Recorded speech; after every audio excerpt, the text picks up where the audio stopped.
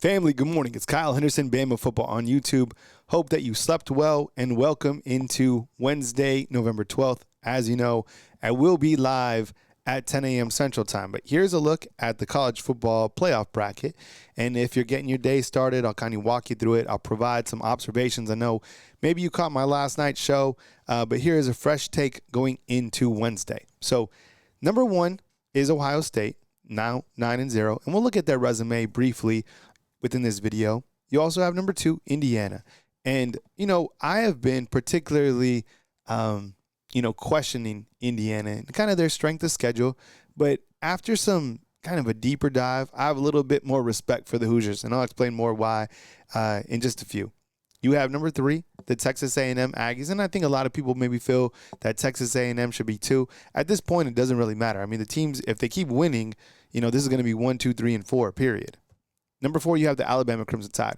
They were not penalized following their lackluster performance against LSU, but still, it's a good win. Look, I know LSU is going through a ton, and Brian Kelly is now suing the school, and Frank Wilson's coaching, and Van Buren is starting over Nussmeier. I'll tell you what, LSU would beat a lot of these teams that are in the top 25. I mean, it's not a terrible team. They got good athletes. It's just I still think that was a good win.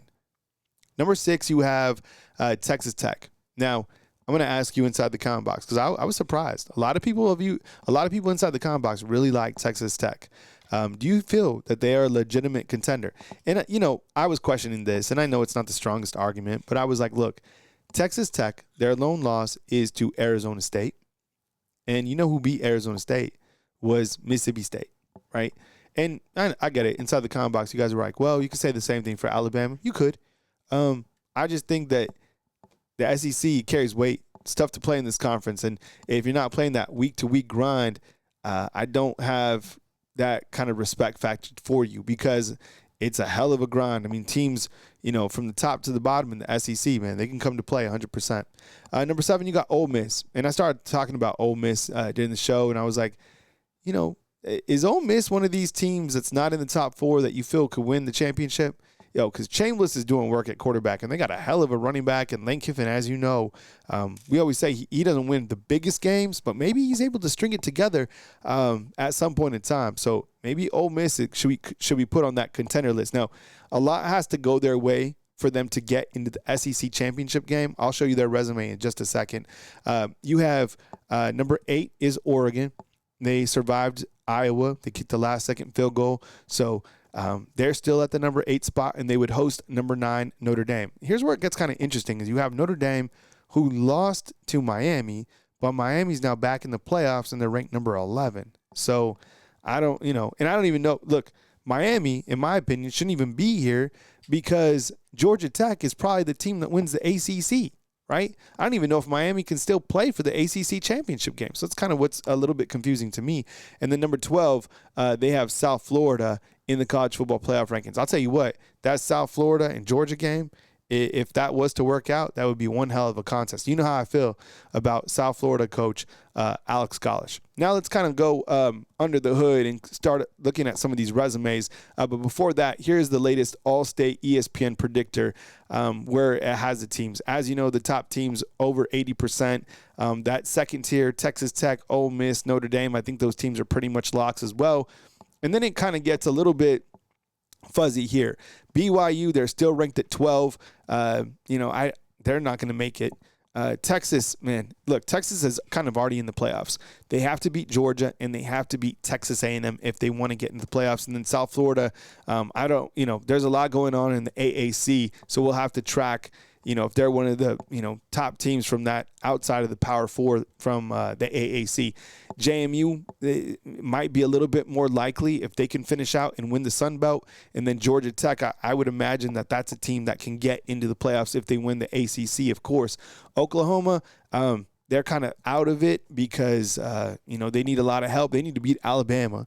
And then Vanderbilt, I wouldn't sleep on Vanderbilt still. Vanderbilt could still finish 5th in the SEC if Texas loses to Georgia and to Texas A&M on the back. So a lot of college football, but let's real quick look at some of these resumes, okay? And you tell me, after I go through each team, contender or pretender. All right, we'll fly by this, and we'll start with Indiana.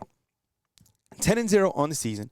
Best win against Oregon. Second best win against Illinois, right? Winning 63-10. Third best win against Penn State, winning 27-24. So I have a question for you inside the comment box. Indiana, are they a contender or are they a pretender? Upcoming games, they take on Wisconsin, they take on Purdue, and they are on a collision course to play Ohio State. When you look at Indiana's schedule, and I tried to poke some holes in this schedule, you see Old Dominion, Kennesaw State, Indiana State. It's not the strongest schedule, but they are doing absolute work. And when I really cracked underneath the hood, some of these stats blew me away for Indiana. And some people are like, stats don't mean anything. Well, does this mean something to you? Alabama's ranked 119 in the run game. Doesn't that piss you off? Well, look, these stats are pretty good for Indiana. Number 1 in the country on third downs. I don't care who you're playing. Having high efficiency on third down tells me a lot about your team. Same thing as your third down defense. We're there number 5 in the country. These other stats are pretty compelling as well. Number 38 in passing offense with 255. But get this, they can also run the ball. Number 9 in the country with averaging 231 yards per game. So when you crack the hood under Indiana, not the toughest schedule, but their stats are really, really impressive. As you know, this video is powered by Sleeper. Get the promo code, which is tailgate, get a $100 deposit match on $100. And when you download the app, you just get $20 into your account, as well as TickPick, 20% when you use the promo code, which is HMA. HMA. You know Morgan Wallen is coming into town in April to Bryant-Denny Stadium. You'd like to see it. So why don't you go through TickPick? You got to download the app, though. All right, we looked at some of this earlier. Here's the SEC standings. As you know, Texas A&M, Alabama, Georgia, Ole Miss, and Texas. Those are the top 5 teams, and Vanderbilt still trying to jockey for a position within the SEC standings. The Big Ten standings look like this. Indiana, Ohio State, Oregon. Oregon and USC actually play here in a couple weeks. If USC is able to win that game, maybe USC could be a team that sneaks into the playoffs. The ACC, that's why I was confused that they had Miami inside the college football playoff bracket, because Georgia Tech right now is number 1 and probably the favorite to win that conference. The Big 12 headlined by Texas Tech and BYU. Those two teams probably do play again for the Big 12 championship game. And then the Sun Belt is led by James Madison. And then the AAC is led by South Florida.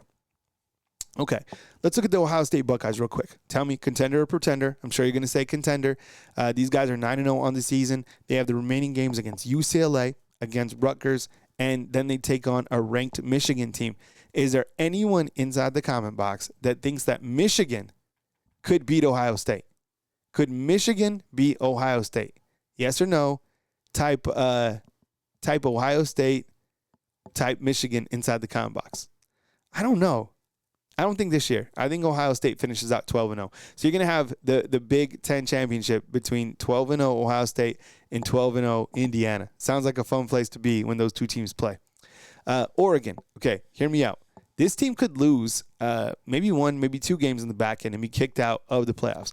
They take on number 19, USC. That game is in Los Angeles. And then they also go to – no, I'm sorry. That game is in Eugene. But then they travel to go to Seattle to take on Washington, who is number 23. They could theoretically lose those games. I mean, they barely beat Iowa. They had to kick a last-second field goal, right?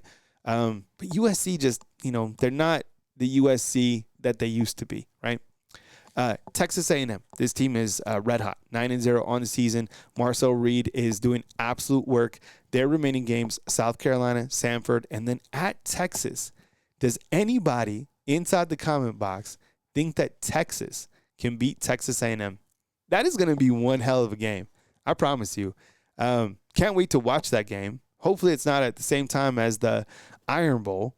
And who knows what's going to be going on with YouTube TV or the antenna. But Texas A&M, Texas, I can't wait for it. Alabama, right now, 8-1. I still feel that this team, I know I cover Alabama for a living, but I still feel that this team has the best resume, right? And their resume only gets stronger if they beat Oklahoma this weekend, because Oklahoma is ranked number 10 or number 11 in the college football playoff ranking. So, and that Oklahoma team is damn good. Number 7 defense in the country. How many times have we seen this year Alabama play against like a top 5 offense or a top 5 defense. Alabama isn't playing Utah. Alabama isn't playing BYU. Alabama's playing Georgia, Tennessee, Vanderbilt. You know what I'm saying? Oklahoma, Auburn. You know what I'm saying? LSU is like these are good teams that they're playing. Much tougher competition. Very challenging games upcoming with Oklahoma and even Auburn. I know it doesn't matter. You've seen Auburn. Auburn is playing everybody close. Okay, here's my question for Georgia. Does Georgia have enough to win the championship? All right. I feel that they don't, because I feel Gunnar Stockton has kind of been mid. I know he's playing a little bit better, but I think that'll be the thing that is kind of their ultimate, kind of downfall. If this team is ever get serious about getting a legit quarterback, or if something works, I mean, theoretically, who would be better, Dylan Raiola or Stockton at quarterback? If they get serious and they finally land themselves a quarterback, they'll be rolling. 8-1 on the season. And I was thinking about this. Hear me out, fam, about Georgia. This is true.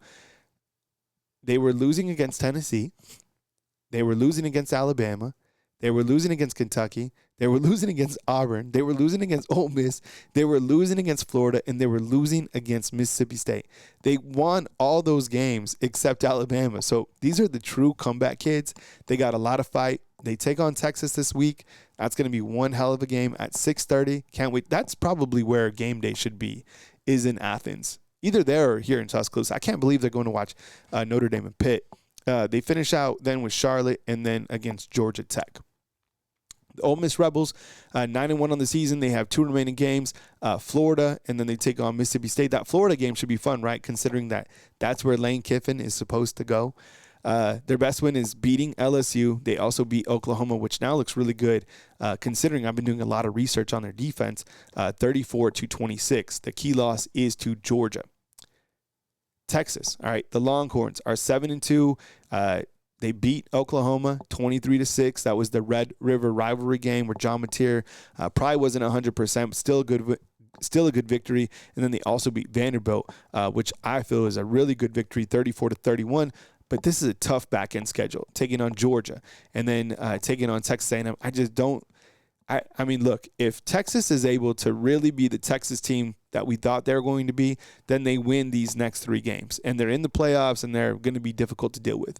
But I don't know. I just can't see them winning out these next 3 games. I mean, this is the hardest schedule that any team has for the remainder 3 games in college football. So – and maybe that's what Texas needs right now. Maybe Texas just needs to play this higher upper, echelon competition. Maybe they can find themselves. We'll see. But that's one hell of a schedule.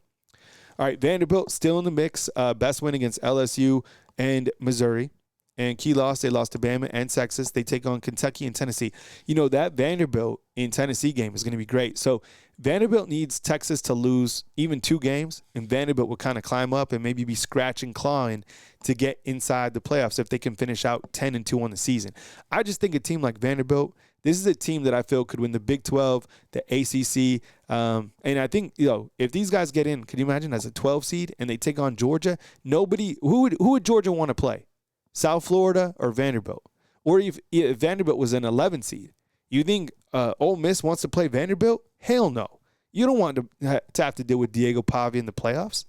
All right, Texas Tech, you all feel that this is a really good football team. I'm going to have to do a lot more kind of under the hood. They have a key win over the 2 teams out of Utah. They did lose to Arizona State. Upcoming games, Central Florida and West Virginia. So I see Texas Tech finishing 11-1 and then going to the Big 12 championship game to take on BYU. Notre Dame, this is a team that has lost not 1 but 2 games. They lost to Miami and they lost to Texas A&M. They have Pittsburgh. They have Syracuse, and they have a trip to Stanford. 2 out of those 3 games are rivalry games. I would imagine that Notre Dame finishes out, 10-2, and they don't play a conference game, a conference championship game. So I guess Notre Dame wins, right? You win out, they're in. I just feel that the new rule should be if you don't have a conference, you have to play in a conference championship game to get into the playoffs, right?